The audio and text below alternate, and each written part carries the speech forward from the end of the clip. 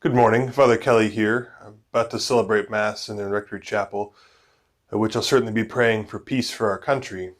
But it seemed very fitting to say a little something specific about the things that happened Wednesday morning at the U.S. Capitol.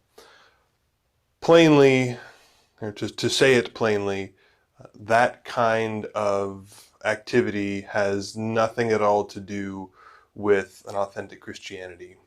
I know there were some crosses and creeds professed, perhaps, and knowing the group that did it, Christianity, faith is involved in a way, claimed at least, but without even getting into religious persecution, yes or no.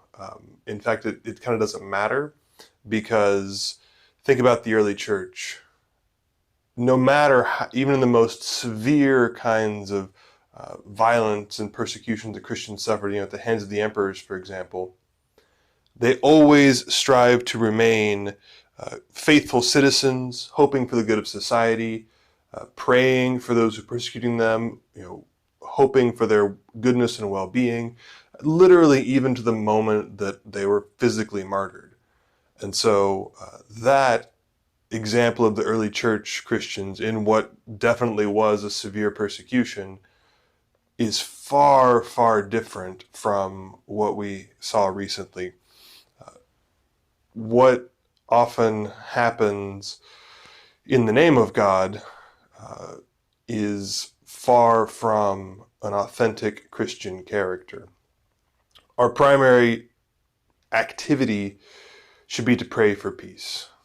Yes, sometimes we have to be more particular and even, I don't want to say forceful, but pointed about things and active in society. What happened on Wednesday is absolutely none of those things in any right kind of way. A Christian ought to stand up for what is good and true, but a Christian also is one who strives for the good of society because they know that the good of society is good for all. So what happened on Wednesday is a sad moment, is not to be glorified whatsoever.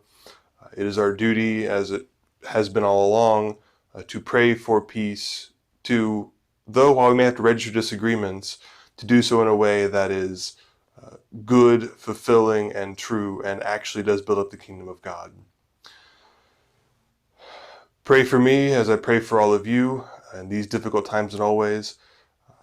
The world may seem to be all kinds of crazy and upside down, but God is with us and He is our stability. So if we trust in Him, even though we don't know exactly how that will work out, He will see us through. God bless you all.